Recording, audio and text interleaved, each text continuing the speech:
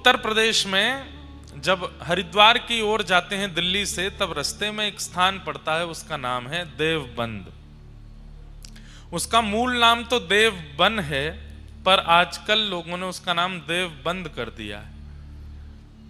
आप लोग जब वहां कभी जाएंगे तो आपको अनुभव हो जाएगा कि इसका नाम देवबंद क्यों पड़ा है। वो आपको वहां देख करके ही पता चलेगा, क्योंकि जब आप वहां जाएंगे तो देखेंगे कि किन लोगों की संख्या वहां ज्यादा है, जिसके कारण वो देवबंद से देवबंद हो गया है। परंतु जाइएगा जरूर। मैं स्वयं निकला हूं कई बार, पर वहां पर नवरंगी लाल ठाकुर जी का बहुत सुंदर मंदिर है।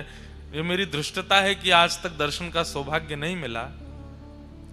तो देवबंद ग्राम में एक व्यास मिश्र नाम के ब्राह्मण रहते थे। सब लोग सावधानी से सुनिए, इधर देखिए। कितने लोग वृंदावन गए, पहले हाथ ऊपर करो। सबरे गए लगभग। अच्छा, कितने लोगों ने वृंदावन में श्री राधा वल्लभ लाल जी के दर्शन किए हैं, वो भी हाथ ऊपर करो। तब तो ये कथा सुनना आपके लिए कंपलसरी है। राधा वल्लभ जी कैसे प्रकट हुए, कैसे विराजमान हुए, इसलिए बहुत ध्यान से सुनो।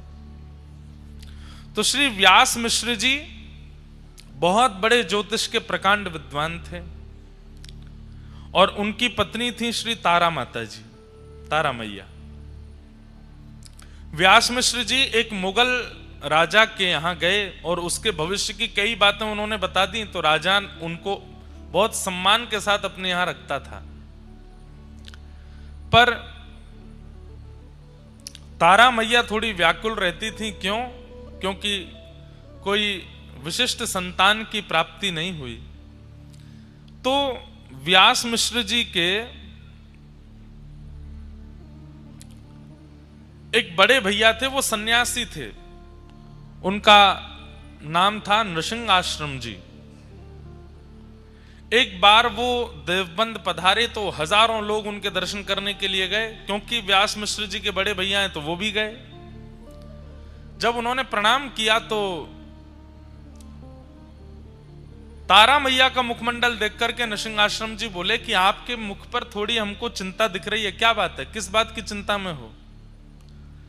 तब तारा मैया बोली कि आप सब जानते हैं, अरे घर में एक संतान हो तो उसका एक सुख माता पिता को प्राप्त होता है, भविष्य में वंश आगे बढ़ता, आदि आदि बातें कही।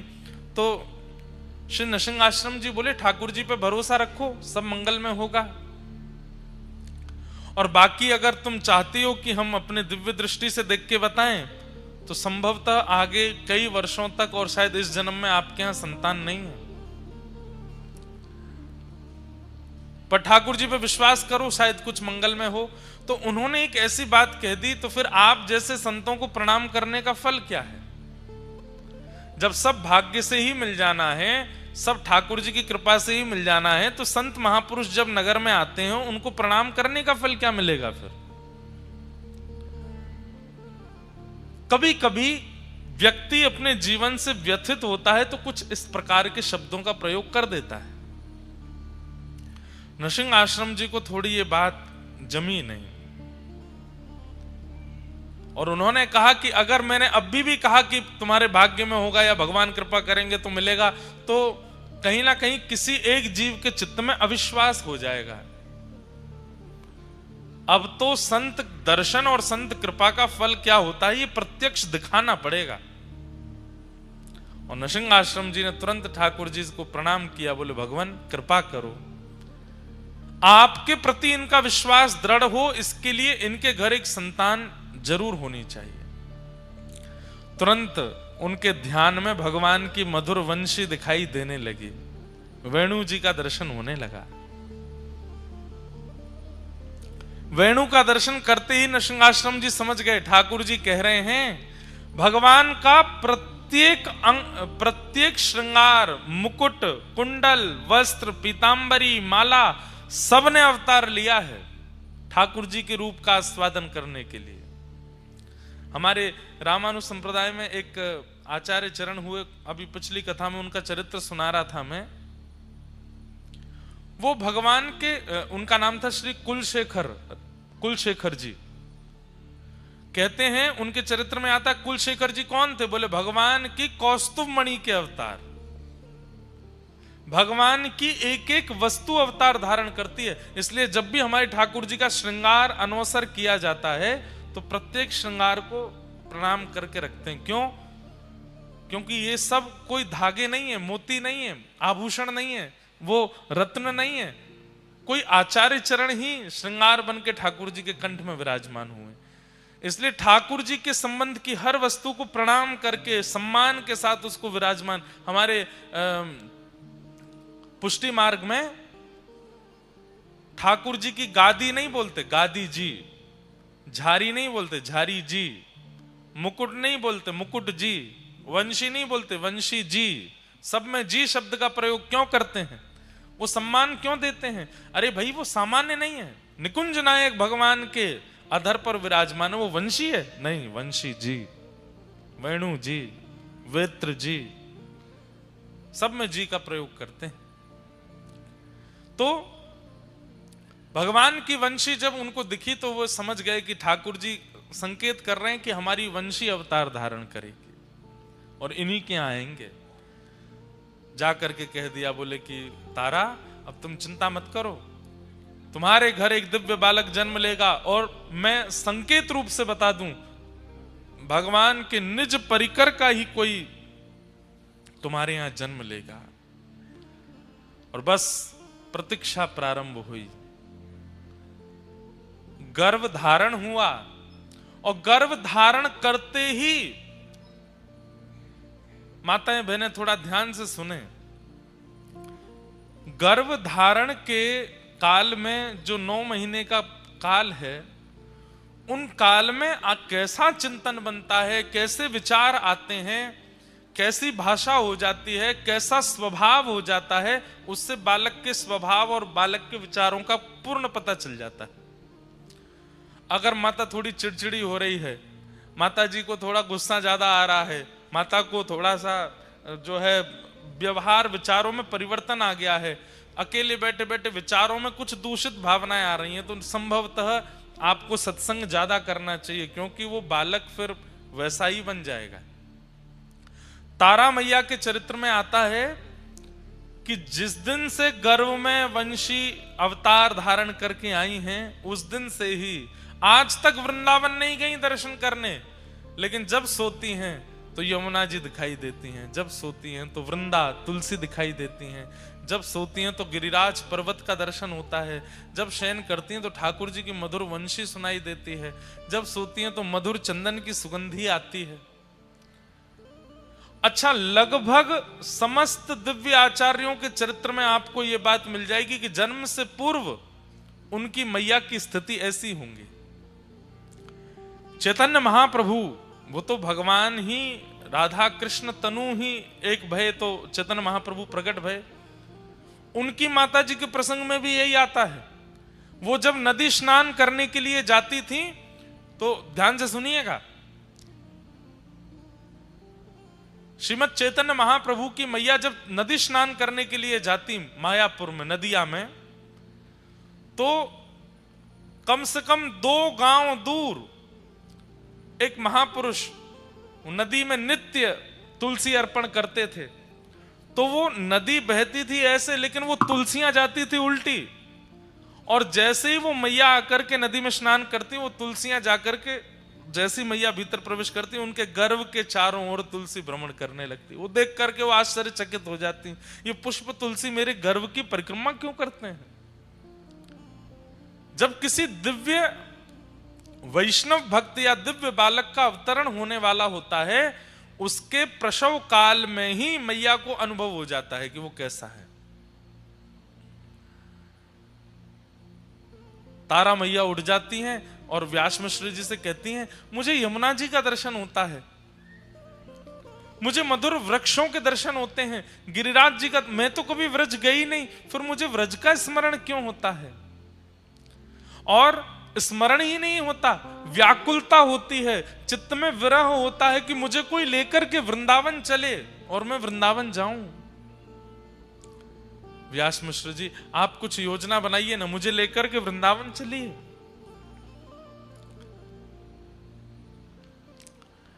व्यास मिश्र जी बोले अभी आपके गर्भ में बालक है, ऐसी अवस्था में वृंदावन कैसे? अब तो जिद हो गई, हट हो गया, नहीं वृंदावन जाना। व्यास मिश्र जी ने राजा से कहा, जो मुगल राजा था, कि हमें अपनी पत्नी को वृंदावन लेकर के जाना है, आप आज्ञा दें। तो राजा ने कहा आप रुक जाइए, कुछ दिन में हम आगरा जाने वाले हैं किसी कार्य से, और हमारे साथ पूरी सेना जाएगी, पालकियां जाएंगी, आपकी पत्नी गर्भवती है, पालकी में हम ले चलेंगे। और वो समय आया और व्यास मिश्र जी अपनी पत्नी के साथ वृंदावन गए। जैसे ही वृंदावन गए, वृंदावन का दर्शन करके आनंदित हो गए मैया। संध्या काल का समय हुआ, वृंदावन से निकलने के लिए जैसे ही उद्भत हुए, आगरा के लिए जा रहे थे, व्रज की सीमा पार नहीं कर पाए। प्रसव पीड़ा हुई मां को, इतनी वेदना हुई, इतनी पीड़ा हुई कि वहीं रुकना पड़ा। अब जो जहां पर हमारे महाप्रभु जी का प्राकट्य हुआ, हितवंश महाप्रभु का बाद गांव, वो व्रज का अंतिम गांव है। उसके बाद फिर आगरा की सीमा लग जाती है संभवतः, और व्रज विश्राम हो जाता है। वहीं पहुंची है मैया, पालकी वहीं रखनी पड़ी। सबने कहा क्या हुआ? तो प्रसव पीड़ा हो रही थी। मैया को लेकर के पास के गांव में गए, उसी को बाद गांव कहते हैं। वहां ले जाकर के ग्रामवासियों ने मैया को घेर लिया और राजा से कहा आप अपने कार्य से आगरा जाइए, अब हम तो आगे की यात्रा नहीं कर पाएंगे, हमें यहीं रुकना पड़ेगा।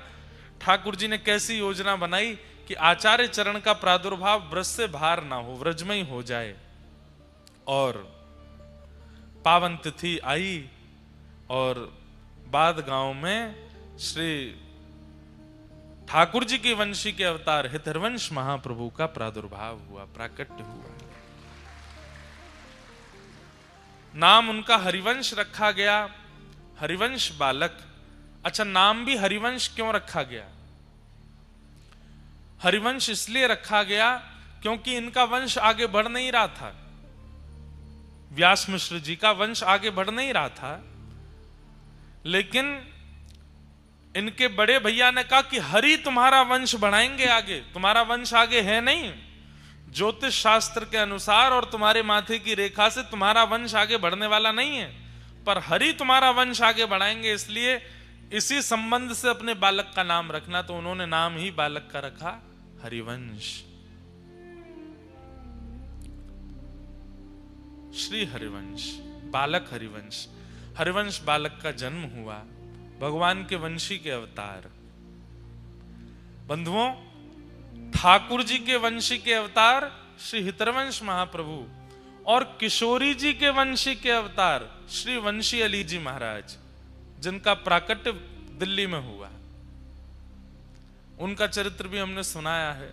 भगवान की कृपा से आचार्यों के चरित्र कहते ही रहते हैं, इतना सुख मिलता है। ठाकुर जी के वंशी प्रकट हुए हरिवंश महाप्रभु के रूप में। धीरे धीरे आप बड़े होने लगे। आपकी जो चेतनाएं थी, आपकी जो इच्छाएं थी, वो बड़ी सामान्य बालकों से विलग। आप मंदिर के द्वार पर बैठे रहते, पिताजी ठाकुर जी की सेवा करते थे, उन्हीं को ही देखते रहते और मन में इच्छा प्रकट करते कि पिताजी सेवा में अंदर बुलाएंगे, लेकिन छोटे बालक जानकर के पिताजी सेवा में नहीं बुलाते थे। तो ये अब जब चलने फिरने लगे तो बाहर जाते, ग्रामीण बालकों के बीच में खेलते, तो उनमें जो सांवला बालक होता था, जिसका रंग थोड़ा सा सांवला होता, उस बालक को लेते, और एक उस बालक को लेते जिसका रंग बहुत गोरा। गोरे बालक को तो श्री जी बना देते, सांवले बालक को ठाकुर जी बना देते, और दोनों को फिर बना करके फिर उनसे कहते नृत्य करो। और बालक कहते हम क्यों नृत्य करें? तो रोने लगते चरण पकड़ के, बोले आप नृत्य नहीं करोगे, मुझ पर कृपा नहीं करोगे। अब वो बालक बेचारा जो सांवला बालक था उसकी तो कोई बात नहीं, लेकिन जो गोरा बालक अपने घर जाता तो माताजी उसकी कहती क्या छोरी बन के आ जाता है, क्योंकि श्री जी बना देते, चुनरी आदि पहना के काजल वाजल लगा देते। सब लोग जाके शिकायत करने लगे, व्यास मिश्र जी अपने बालक को समझाओ, ये हमारे बालकों को लाली बना देता है।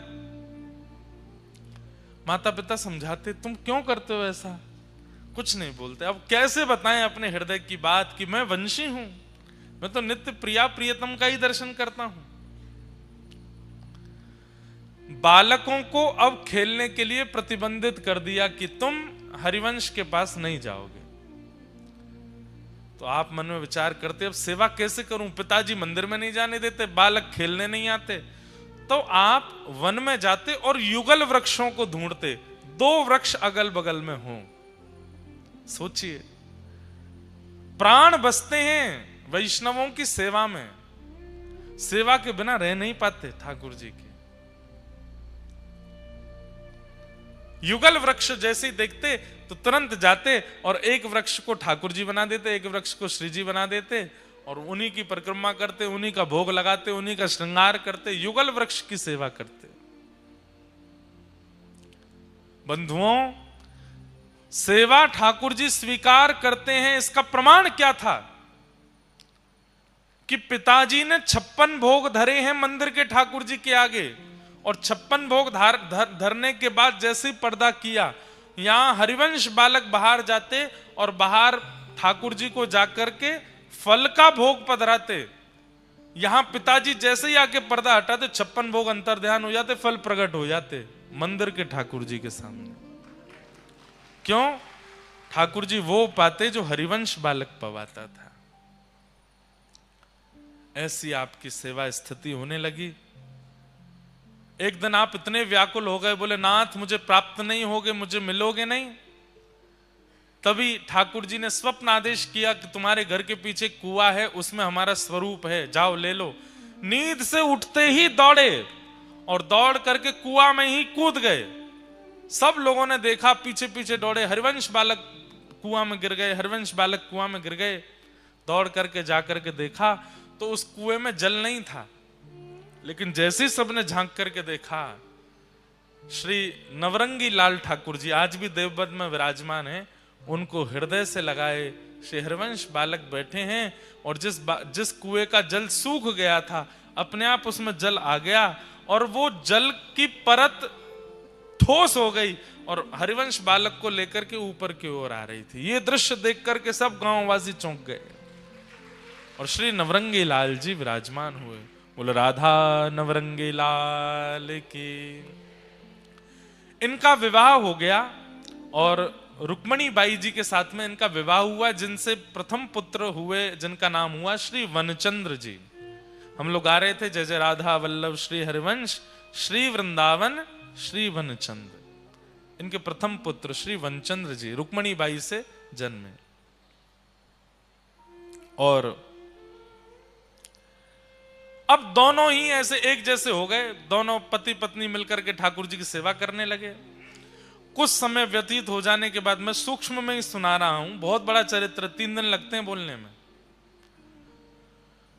धीरे धीरे अब आपका मन विरक्ति होने लगा कि अब बहुत दिन हो गए, अब ब्रज से दूर रह नहीं पा रहा मैं। अच्छा, आपका जन्म हुआ, जन्म के बाद फिर वापस माता पिता आपको लेके देवबंद आ गए थे। अब इनकी इच्छा हुई कि मैं वृंदावन जाऊं।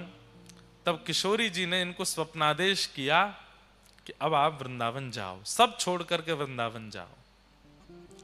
आपने पत्नी से कहा कि श्री जी की आज्ञा हो गई, अब मैं वृंदावन जा रहा हूं। पत्नी ने कहा हम क्या करें? बोले नवरंगी लाल जी की सेवा करो, खूब प्रेम से सब व्यवस्थित करो।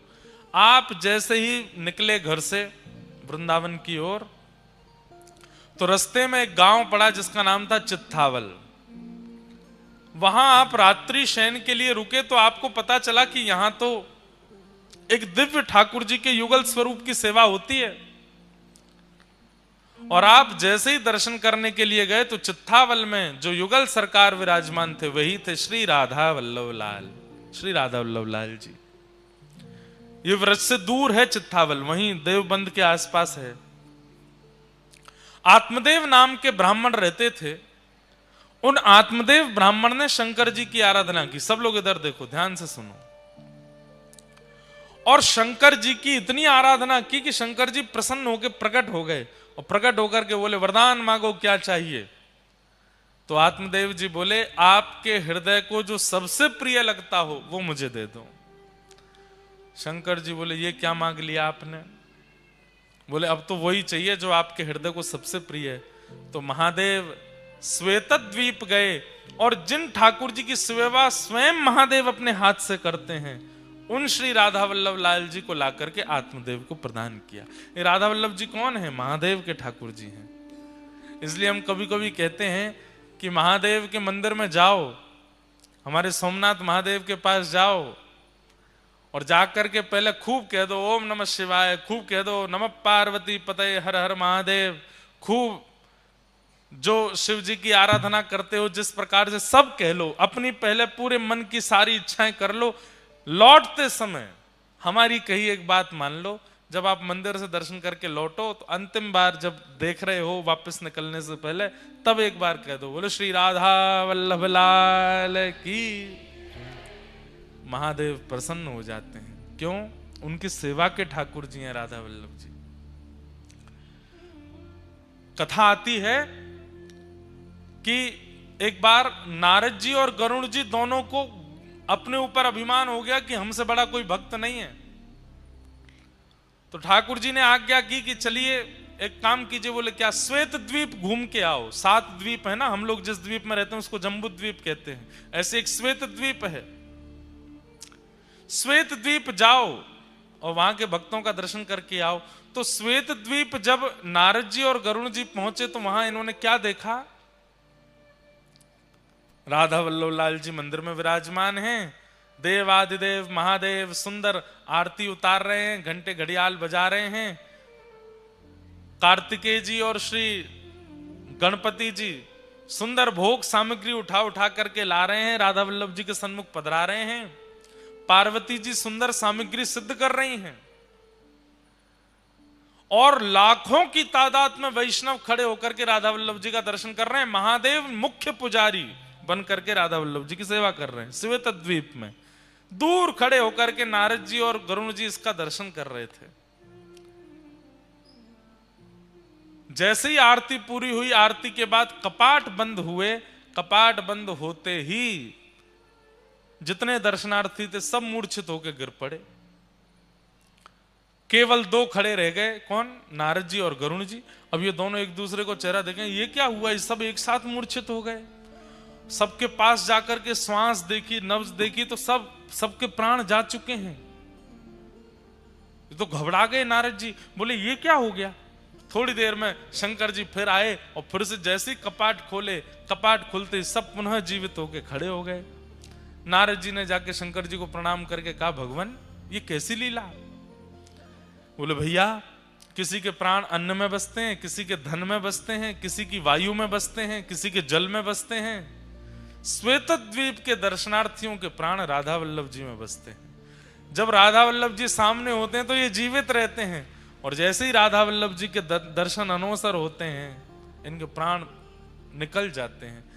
तब नारद जी का अभिमान भंग हुआ कि मैं भक्त हूं। भैया ठाकुर जी को देखे बगैर मैं तो खूब जीवित रह लेता हूं, मैं कैसा भक्त? भक्त तो ये हैं जो ठाकुर जी को देखे बिना एक क्षण रह ही नहीं पाते, जीवित ही नहीं रहते। वो महादेव के सेवा के ठाकुर जी राधा वल्लभ जी। जब आत्मदेव ब्राह्मण ने कहा अपनी हृदय की सबसे प्रिय वस्तु दो, तब महादेव राधा वल्लभ जी को ला करके आत्मदेव ब्राह्मण को दिया और चित्तावल ग्राम में आत्मदेव उन्हीं राधा वल्लभ जी की सेवा करते। आज जैसे ही हितरवंश महाप्रभु वहां पहुंचे, ठाकुर जी को जैसे ही देखा, ठाकुर जी ने अपने नैन मटकाने शुरू किए। मूर्तिमन ठाकुर जी ऐसे ही रहते हैं, लेकिन हितरवंश महाप्रभु के आते ही उन्होंने अपने नेत्रों को ऐसे ऐसे घुमाया। अरे ये तो बड़े प्यारे ठाकुर जी हैं, नैन मटका रहे हैं मुझे देख के। जय जय कछु आज्ञा है। ठाकुर जी ने तुरंत हृदय में प्रकट होकर के आज्ञा करी, आप मेरे वंशी के स्वरूप हो। ये आत्मदेव जी हमको शंकर जी से ले तो आए अपने पास, पर हमारी इच्छा है कि अब हम वृंदावन में विराजमान हों। इसीलिए हमने आपका घर छुड़वा करके आपको वृंदावन जाने की आज्ञा करी और रास्ता में आप भटकते हमारे पास ही आए। अकेले मत जाओ, हमको लेकर के जाओ वृंदावन। अब सुनिए बात आगे, तो सुनिए ठाकुर जी कैसी लीला करते हैं। तो हितरवंश महाप्रभु बोले चलेंगे आप वृंदावन? बोले हाँ हम तो तैयार बैठे हैं। बोले ये हमारे सेवक हैं, पास में अभी आएंगे, बाहर निकल के आत्मदेव, इनसे हमको मांग लेना। और सुनो एक काम और करना है। बोले क्या?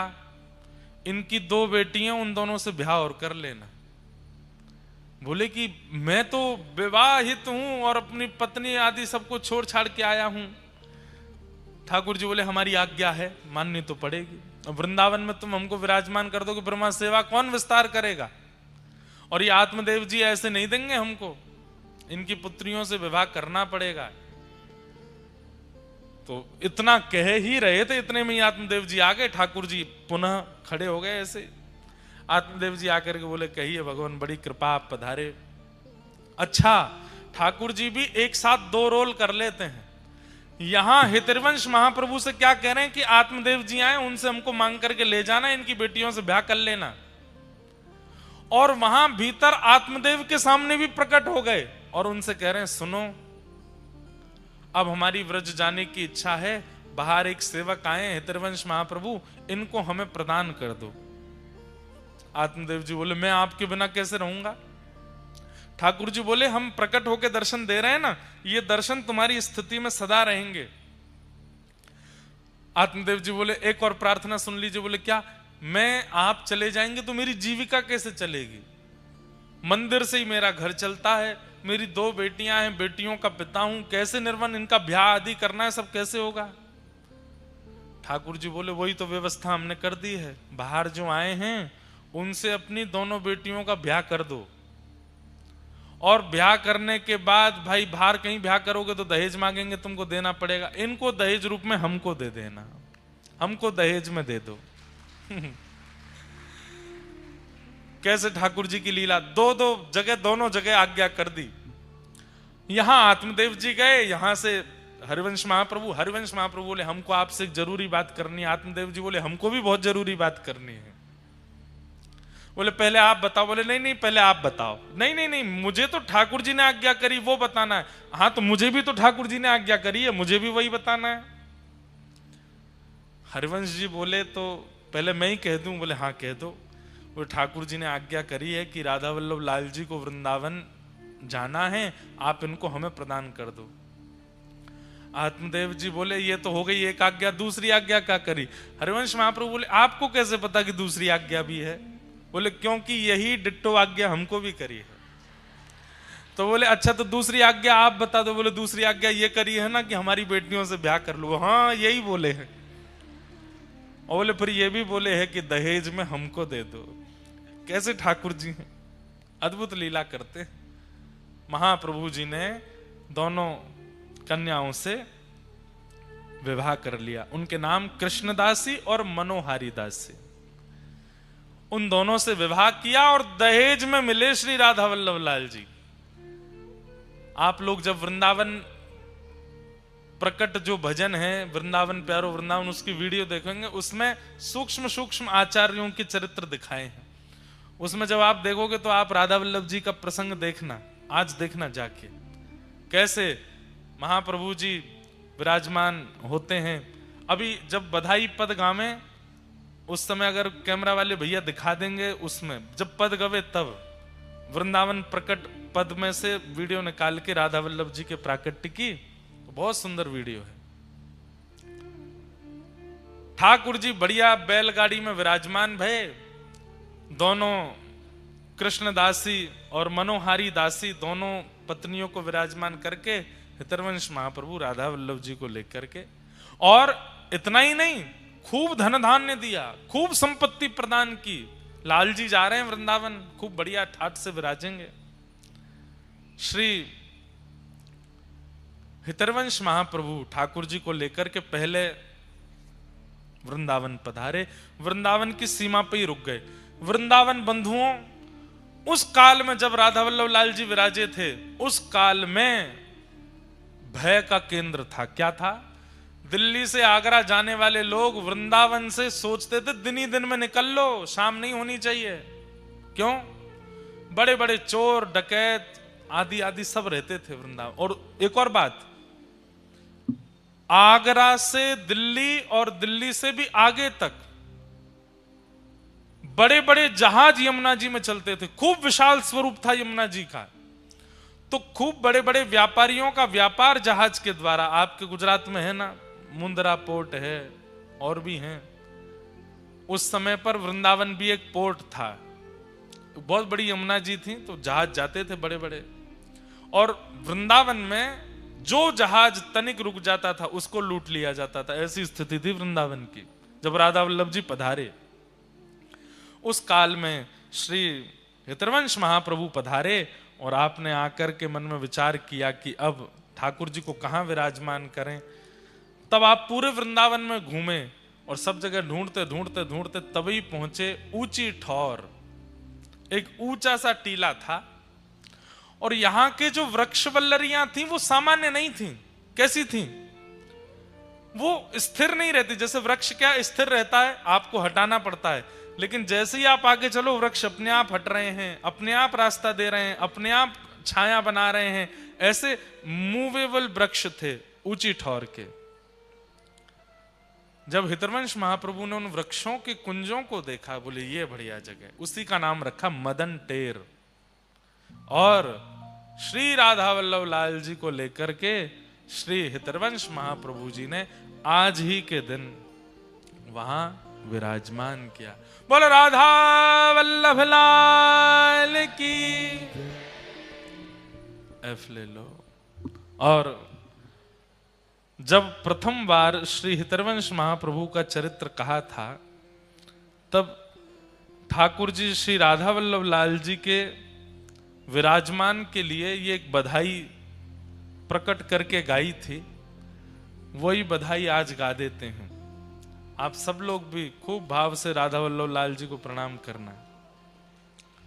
हो आयो राधा वल्लभ लाल, आयो राधा वल्लभ लाल, आयो राधा वल्लभ लाल, आयो राधा वल्लभ लाल, हे आयो राधा वल्लभ लाल, आयो राधा वल्लभ लाल। बधाई बाज रही, बधाई बाज रही, बधाई बाज रहे, बधाई बाज रही। ओ आयो राधा वल्लभ लाल, ओ आयो राधा वल्लभ लाल, आयो राधा वल्लभ लाल, आयो राधा वल्लभ लाल। हे बधाई बाज रहे, बधाई बाज रही, हाँ बधाई बाज रहे, बधाई बाज रही। ओ श्री जी ने इन वचन सुनायो, श्री जी ने इन वचन सुनायो, श्री जी ने इन वचन सुनायो, श्री जी ने इन वचन सुनायो। हे श्री हरिवंश जी लेकर आयो, श्री हरिवंश जी लेकर आयो, हे श्री हरिवंश जी लेकर आयो, श्री हरिवंश जी लेकर आयो। छवि आनंद रूप रसाल, छवि आनंद रूप रसाल, छवि आनंद रूप रसाल, छवि आनंद रूप रसाल। हे बधाई बाज रहे, बधाई बाज रही, हाँ बधाई बाज रहे, बधाई बाज। गाइए।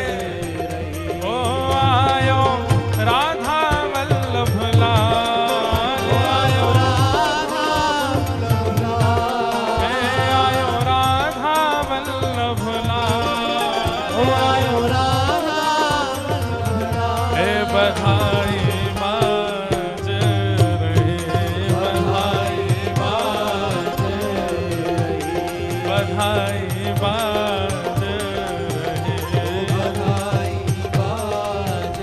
श्री राधा वल्लभ लाल।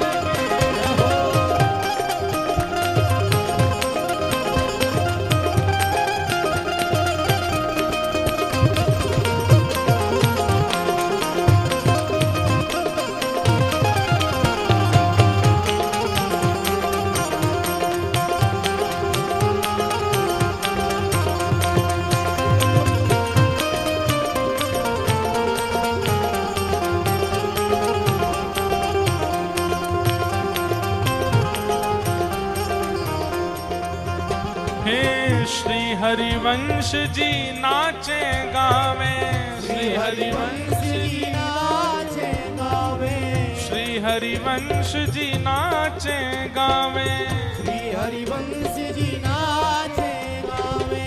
भर भर के बधाई लुटावे, भर भर के बधाई लुटावे, भर भर के बधाई लुटावे, भर भर के बधाई लुटावे।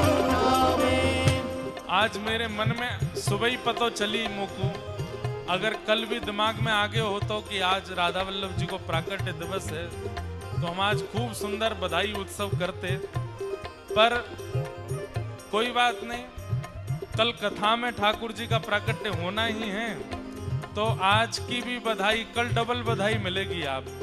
ठाकुर जी के जन्म की भी बधाई, राधा वल्लभ जी के जन्म की भी बधाई। हे भर भर के बधाई लुटावे, हे भर भर के बधाई लुटावे, हे भर भर के बधाई लुटावे, भर भर के क्यों? बधाई लुटावे। हो मेरे प्राणन के प्रतिपाल, मेरे प्राणन के प्रतिपाल, मेरे प्राणन के प्रतिपाल, मेरे प्राणन के प्रतिपाल। बधाई बाज रहे, बधाई बाज रहे, ओ बधाई बाज रहे,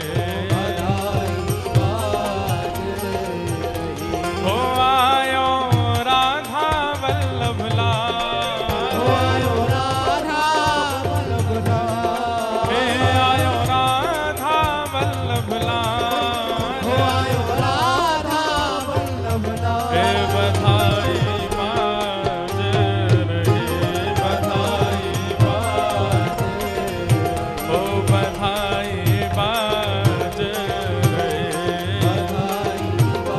बधाई हो।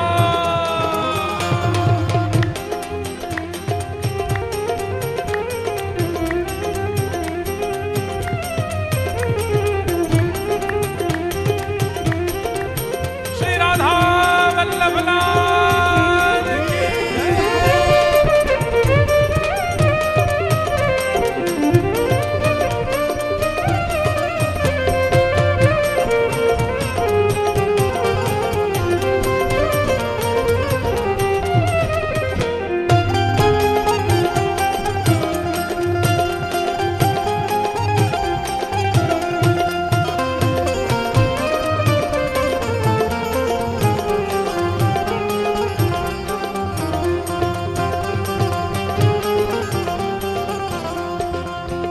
हे वृंदावन में बाजी बधाई, वृंदावन में बाजी बधाई, वृंदावन में बाजी बधाई, वृंदावन में बाजी बधाई। श्री राधा वल्लभ सी निधि जो पाई, राधा वल्लभ सी निधि जो पाई, श्री राधा वल्लभ सी निधि जो पाई, राधा वल्लभ सी निधि जो वो सब नाचे दे दे ताल, सब नाचे दे दे ताल, सब नाचे दे दे ताल, सब नाचे दे देता। हे बधाई बाज रहे, बधाई बाज रहे, बधाई बाज रहे, हे आयो, ओ आयो, हे आयो राधा वल्लभ लाल, आयो राधा वल्लभ लाल, ओ पायो राधा वल्लभ लाल, हे बधाई बाज रहे, बधाई बाज रहे, हे बधाई बाज रहे। और 7 बेर भोग 5 बेर आरती, 7 बेर भोग 5 मेरे आरती, 7 बेर भोग 5 बेर आरती, 7 बेर भोग पाँच सजनी ऐसी सेवा समारती, हित सजनी ऐसी सेवा समारती, हित सजनी ऐसी सेवा समारती। हित सजनी ऐसी सेवा समारती। हो ये तो लाड़ प्यार प्रतिपाल, ये तो लाड़ प्यार प्रतिपाल, हो ये तो लाड़ प्यार प्रतिकाल। लाड़ प्यार प्रतिपाल। हाँ बधाई बाज रहे, बधाई बाज ओ आयो, हे आयो, ओ आयो राधा वल्लभ लाल, राधा हे पायो राधा वल्लभ लाल, हे बधाई बाज रहे, बधाई बाज रहे। और अब लाल जी, राधा वल्लभ लाल जी जब विराजमान हुए वृंदावन में, तो ब्रजवासी सब गए बधाई मांगवे के काजे। और सब ब्रजवासी श्री हितवंश महाप्रभु से क्या बधाई मांग रहे हैं, ध्यान से सुनो। हाँ सब सखी मिल बलिहारी जाऊं, सब सखी मिल बलिहारी जाऊं, सब सखी मिल बलिहारी जाऊं, सब सखी मिले बलिहारी जाऊं। हे चरण कमल की सेवा पाऊं, चरण कमल की सेवा पाऊं, हाँ चरण कमल की सेवा पाऊं। चरण कमल की और सेवा पाऊं। सब ब्रजवासी हितवंश महाप्रभु से कह रहे हैं क्या, ओ हमें रखियो सेवादार, हमें रखियो सेवादार, हमें रखियो सेवादार, हमें रखियो सेवादार। हे बधाई बाज रहे, बधाई बाज, हाँ बधाई बाज रहे, बधाई।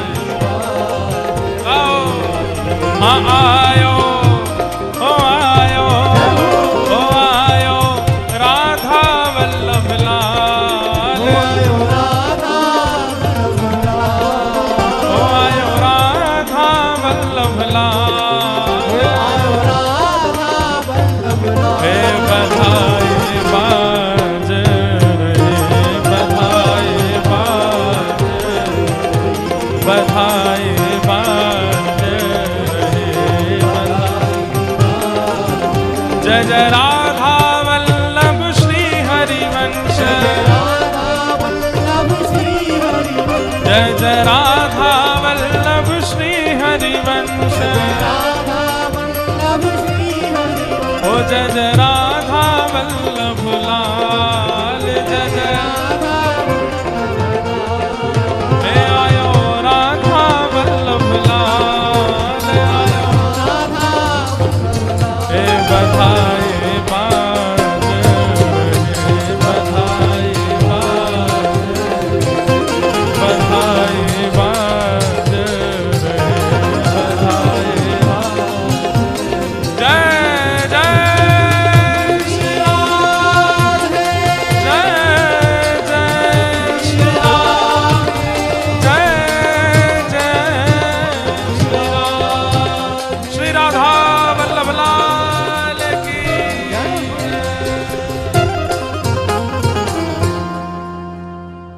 ऐसे हमारे वृंदावन में प्यारे श्री राधा वल्लभ लाल जी विराजमान हुए।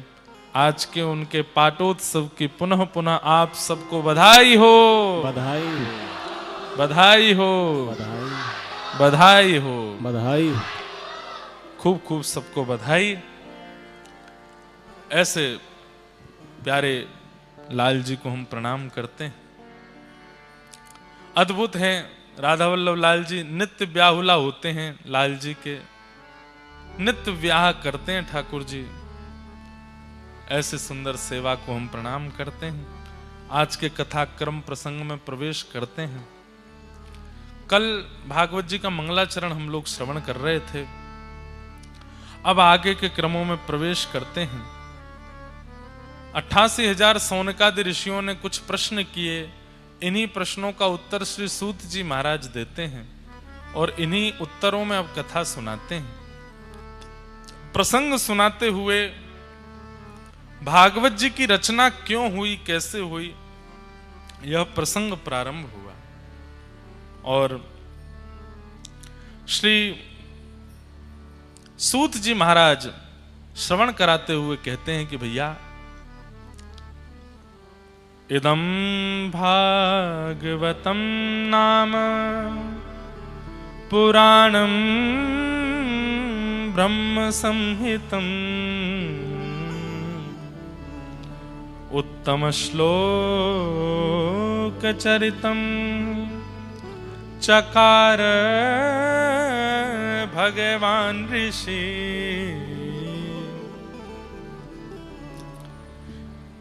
किसी भी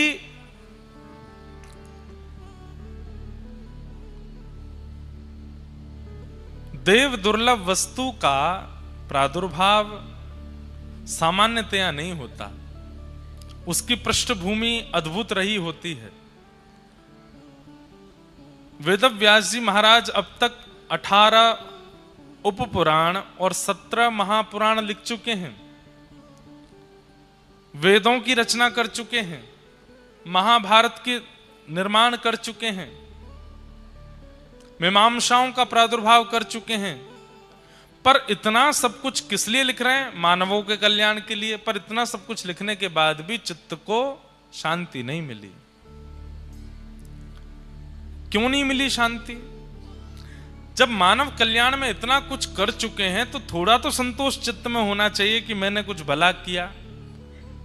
लेकिन व्यास जी के चित्त को एक बात सदा परेशान करती रहती है कि मैंने जितनी रचनाएं कर ली, इनसे संभवतः मानव कल्याण नहीं हो पाएगा, उतना नहीं हो पाएगा जितना मैं सोच के बैठा हूं।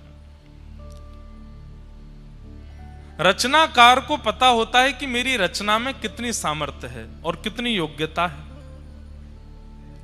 अगर किसी ने कुछ बनाया और आप उसकी झूठी प्रशंसा करने लगते हैं तो उसको पता चल जाता है कि इतने बढ़िया हैं नहीं, जबरदस्ती बोल रहे हैं। क्योंकि निर्माणकर्ता को पता होता है कि जो वस्तु बनी है वो उसकी इच्छा, योजना और परिकल्पना पर खरी उतरती है कि नहीं। वेदव्यास जी महाराज को अपनी रचनाओं से ठीक है आनंद था, प्रसन्नता है, पर जो चित्त में संतुष्टि होनी चाहिए थी वैसा संतोष अभी प्रादुर्भाव नहीं हुआ। तब वहां श्री नारद जी का आगमन हुआ और नारद जी महाराज ने आकर के व्यास जी से कहा, आपके मुख पर बड़ी चिंता है। यहां जो लोग हैं उनसे ने बोल दो कि बोले नहीं। नारद जी महाराज ने व्यास जी से कहा कि व्यास जी, आपके मुख पर इतनी चिंता का दर्शन क्यों? एक बात आप सब लोग बहुत ध्यान से सुनो। मैं हमेशा इस प्रसंग में एक बात कहता हूं कि व्यक्ति किसी भी योजना में लगा है और अगर उसे संतुष्टि नहीं होती है तो उसे क्या करना चाहिए, इस प्रसंग में जरूर सुनिए। आप करोड़ों रुपया कमाते हैं, आप खूब मेहनत करते हैं, दिन से रात तक लगे रहते हैं, लेकिन सब कुछ प्राप्त हो जाने के बाद भी घर है, बंगला है, बच्चे हैं, गाड़ी है, सब कुछ है, पर संतुष्टि नहीं है चित्त में। जरूरी नहीं है धनवान व्यक्ति को ही हम ये बात कह रहे हैं। दूसरे ज्ञानवान व्यक्ति खूब पढ़ लिख लिए, सब कुछ नॉलेज, सारी नॉलेज चित्त में आ गई है, लेकिन फिर भी चित्त में संतोष नहीं है। महाराज जी गौ सेवा करते हैं, गौ सेवा में संतुष्टि नहीं हो पा रही। संतुष्टि के लिए क्या किया जाए? यहां पर नारद जी महाराज व्यास जी को समझा रहे हैं कि ऐसा क्या करें जिससे हमारे कार्य से हमको संतुष्टि का भाव हो। अच्छा, कई कार्य ऐसे हैं उनमें कभी संतुष्ट होना नहीं चाहिए, जैसे कि ठाकुर जी की भक्ति, उससे कभी संतुष्ट मत हो। भक्ति से कभी संतुष्ट नहीं होना चाहिए। जो व्यक्ति भक्ति से संतुष्ट हो गया, समझ लो उसने अपना जीवन व्यर्थ कर दिया। उसी दिन जिस दिन उसको संतुष्ट हुआ, 7वें दिन कथा सुनने के बाद आपने अगर ये विचार कर लिया, वाह बढ़िया हो गया, अब हमने कथा सुन ली, तो समझ जाओ कि उसी दिन से आप अपना नाश करना प्रारंभ कर दोगे। संतुष्ट कथा से नहीं होना। कथा 7वें दिन तो यूं हो कि भगवान अब दोबारा कब मिलेगी सुनने को, अभी तो मन भरा ही नहीं, अभी तो कुछ प्राप्त हुआ ही नहीं, ऐसी इच्छा। सेवा, ठाकुर जी के कितना भी सुंदर श्रृंगार करो, कितना भी बढ़िया उत्सव करो, कितने भी बड़े उत्सव कर लो, लेकिन सब आपसे प्रशंसा करके जाएं, बहुत बढ़िया उत्सव किया, बहुत बढ़िया अनुष्ठान किया, लेकिन आपके चित्त को असंतुष्ट ही होना चाहिए। अभी कुछ हुआ नहीं, अभी और करना है मुझे, अभी और करना है। पर सांसारिक क्रियाओं से संतुष्टि होनी आवश्यक है। भोजन से संतुष्ट होना चाहिए, धन से संतुष्ट होना चाहिए, परिवार से संतुष्ट होना चाहिए, पत्नी, पति, बच्चे, खानदान और ये सब व्यवहार, इनसे संतुष्ट होना चाहिए। अगर इसमें असंतुष्ट हैं तो आप महासंसारी बनते चले जाओगे। इसमें संतुष्ट होना आवश्यक है। वेदव्यास जी महाराज मानव कल्याण के लिए निकले हैं, इसलिए उनकी संतुष्टि आवश्यक है। क्योंकि किसी के कल्याण के लिए कुछ करना चाहते हैं और कल्याण करने वाला स्वयं संतुष्ट नहीं है, तो जिसका वो कल्याण करना चाहता है वो कैसे संतुष्ट होगा। व्यास जी महाराज ने मन में विचार किया, क्या करें। तब नारद जी आए और नारद जी महाराज ने उनसे एक बात कही, क्या कि भवतानुदित प्रायम यशो भगवतो मलम ये नैवासौ न तुष्येत मन्ये तद्दर्शनं खिलम् न यद्वचश्चित्रपदं हरेर्यशो जगत्पवित्रं प्रणीत करहिचित् तद्वायुषं तीर्थमुशन्ति मानसा न यत्र हंसा निर्मुक्त शिक्षया। सत्संग कितना जरूरी है जीवन में बंधुओं।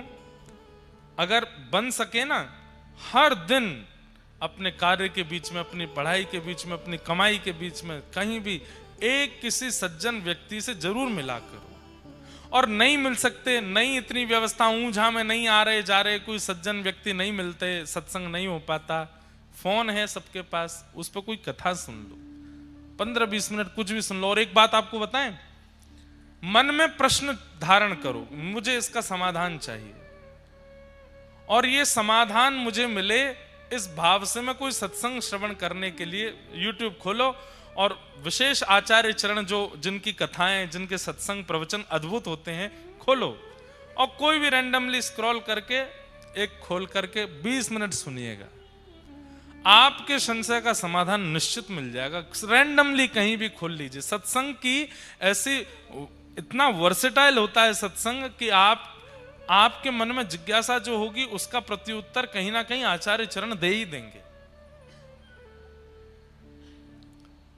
मन में कोई व्याकुलता है, मन में कोई व्यथा है, मन में कोई असमंजस है, आप सत्संग का आश्रय लो, आपको समाधान मिलेगा, निश्चित मिलेगा।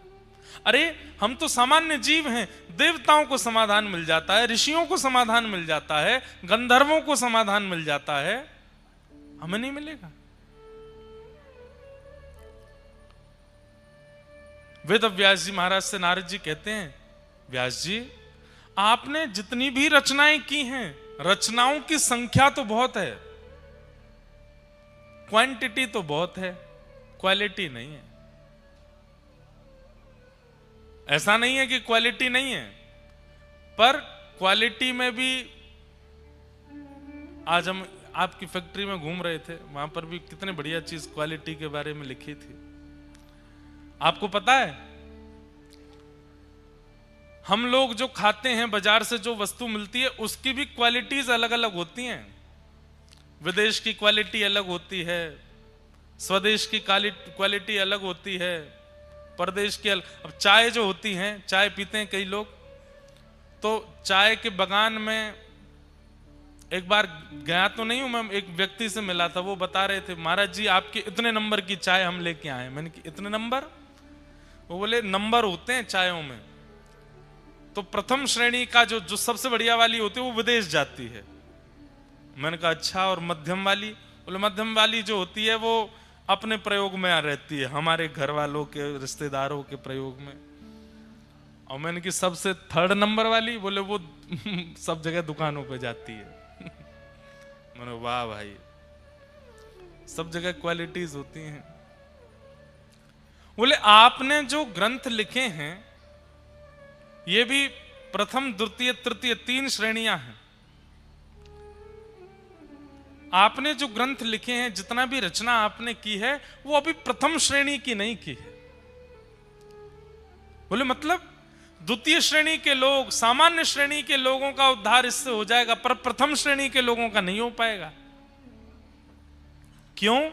कारण क्या है? सावधानी से सुनिएगा। बोले चतुर्विध पुरुषार्थ हैं, धर्म अर्थ और काम मोक्ष। आपने चारों का समन्वय किया है सब जगह। धर्म कैसे हो ये बताया है, अर्थ कैसे हो ये बताया है, कामनाएं पूर्ति कैसे हो ये बताई है, मोक्ष कैसे मिले ये बताया है, परंतु पंचम पुरुषार्थ प्रेम के बारे में आपने कुछ नहीं लिखा, इसलिए आपका मन अशांत है। बहुत ध्यान से सुनो। हम लोग सब 4 कार्यों में ही रहते हैं, धर्म अर्थ काम और मोक्ष। सुबह उठने से रात्रि सोने तक, रात्रि सोने से सुबह उठने तक भी हम लोग केवल 4 क्रियाओं में ही रहते हैं, धर्म अर्थ काम मोक्ष। स्नान करना धर्म है, वस्त्र पहनना धर्म है, तिलक लगाना धर्म है, व्यापार पे जाना धर्म है, सब धर्म। अब ये धर्म करते हैं, इसके बीच में हमारी कामनाएं हो जाती हैं। क्या कामना हो गई? फेफड़ा खाना है, क्या फाफड़ा खाना है, फाफड़ा खाना है, और क्या खाते हैं? खांड भी खानी है। एक वो आपके ऊंझा में क्या प्रसिद्ध मिलता है? छैना जी का,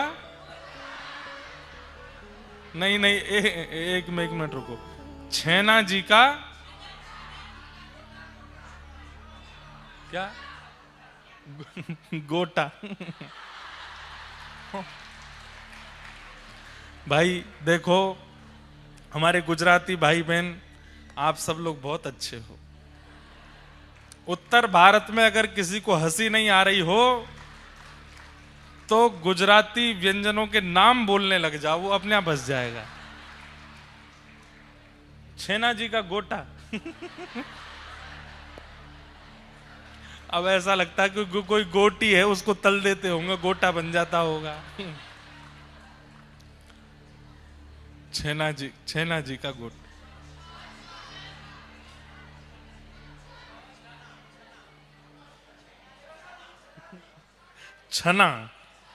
छना जी का गोटा। हमने सुना है कि गुजरात के लोग जब नाथ द्वार जाते हैं, माउंट आबू जाते हैं या वापस अहमदाबाद जाते हैं तो ऊंझा वही खाने रुकते हैं, क्या? गोटा। वाह भाई, छना जी का गोटा। तो बढ़िया है, हमें भी थोड़ा स्वाद तो कराना कैसा है। तो सुनिए, जहां बात चल रही है वहां आ जाओ। अभी तक तो पता था फाफड़ा, ढोकला, खांडवी, खमन होता है, और है वो, अरे सब पता है। अब तो गोटा आ गया नया, बढ़िया है। थेपला, वाह। मन हो रहा है कि कथा विश्राम करके प्रसाद ही पालें, बढ़िया आज। तो धर्म हम सब करते हैं, अपने कार्यों के लिए जाते हैं, कोई बिजनेस करता है, कोई जॉब करता है, कोई मंदिर में बैठते हैं, पुजारी जी बनते हैं, कोई हस्तरेखा देखता है, एस्ट्रोलॉजर हैं, कोई प्लेन उड़ाता है, कोई रेल चलाता है, कोई गाड़ी चलाता है, सब धर्म कर रहे हैं। हमारा जीवन का प्रथम मूल्य आप देखेंगे, इन चारों से बाहर जाते ही नहीं हम। सबसे पहला धर्म, इसके बीच में अर्थ। धर्म से हमें पैसा कमाना है, फ्री फोकट में तो कोई कुछ नहीं करता, अपना घर चलाना है, घर बनाना, गाड़ी खरीदना, सब धर्म अर्थ। धर्म करते हैं अर्थ की प्राप्ति के लिए। इसी बीच में आ जाता है काम, कामना हो जाती है। क्या कामना हो जाती है? ये खाना है, ये पीना है, ये पहनना है, ये ऐसे करना है, मतलब ये कामनाओं की पूर्ति करने लगते हैं। धर्म अर्थ काम, और इन तीनों को करते करते पूरा जीवन निकाल देते हैं। धर्म अर्थ काम, धर्म अर्थ काम, धर्म अर्थ काम, और जैसे ही दांत गिर जाते हैं, आंखों पे जाला पड़ जाता है, नाक से नाला बहने लगता है, लाठी से चलने लग जाते हैं, फिर एक ही कामना रह जाती है, अब मोक्ष मिल जाए। धर्म अर्थ काम और मोक्ष, इन चारों के अलावा पांचवा हमारे पास कोई काम नहीं है। हम इन चारों में ही घूमते रहते हैं, लेकिन संतुष्टि नहीं होती। कितना भी धर्म कर लें, मतलब कितनी भी मेहनत कर लें कर्म करके, संतुष्टि नहीं होती। बड़ी बड़ी फैक्ट्री बना ली, बड़े बड़े व्यापार कर लिए, खूब टर्नओवर कर लिया, साल में नंबर 1 पे नाम आ गया, लेकिन फिर भी संतुष्टि नहीं होती चित्त को। भारत के 10 सबसे धनवान व्यक्तियों से कभी मिल लीजिए, क्या वो संतुष्ट हैं? ना, संतुष्ट नहीं। इतना पैसा आता है फिर भी संतुष्ट नहीं है। इतना धन कमाने वाले, धर्म करने वाले, संतुष्ट नहीं। कामनाओं की पूर्ति करने वाले लोग, ऐसे ऐसे लोग रहते हैं हमारे भारत में और हमारे देश में, जो सुबह का नाश्ता अगर मन कर गया कि बेंगलोर की इडली खानी है, तो फ्लाइट पकड़ के बेंगलोर जाते हैं, वहां इडली खा लेते हैं। दोपहर में मन हो गया बड़ा पाव बंबई का खाना है, तो बंबई की फ्लाइट पकड़ के बंबई में बड़ा पाव खाते हैं।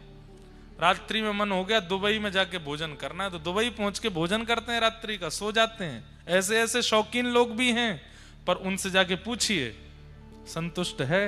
संतोष है चित्त को? संतुष्ट नहीं। पर आओ हमारे वृंदावन, द्वार द्वार जाकर के मधुकरी मांग करके पाने वाले बाबा, श्री राधा श्री राधा श्री राधा, युगल नाम सो नेम जपत नित कुंज बिहारी।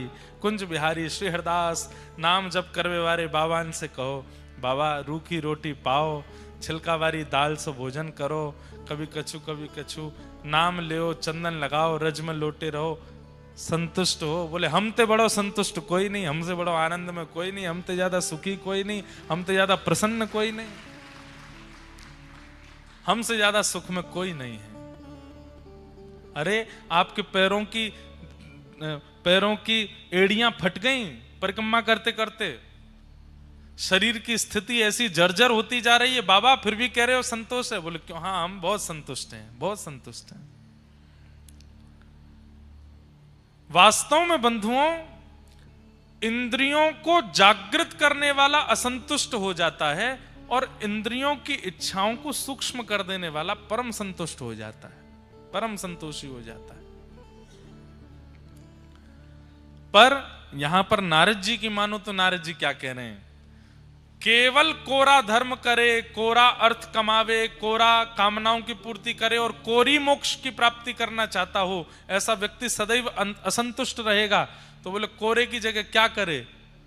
बोले धर्म में प्रेम का पुट लगा दे, अर्थ में प्रेम का पुट लगा दे, कामनाओं में प्रेम का पुट लगा दे, और मोक्ष में भी प्रेम। प्रेम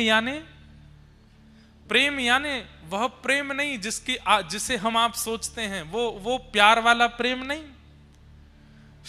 श्री प्रिया प्रियतम के नित्य विहार का प्रेम, श्री उमा पार्वती जी के नित्य विलास का प्रेम, श्री जानकी रमन श्री राम जी के नित्य विहार का प्रेम, भक्ति का प्रेम धर्म में है, अर्थ में है, काम में है, मोक्ष में है, तो व्यक्ति संतुष्ट हो जाएगा।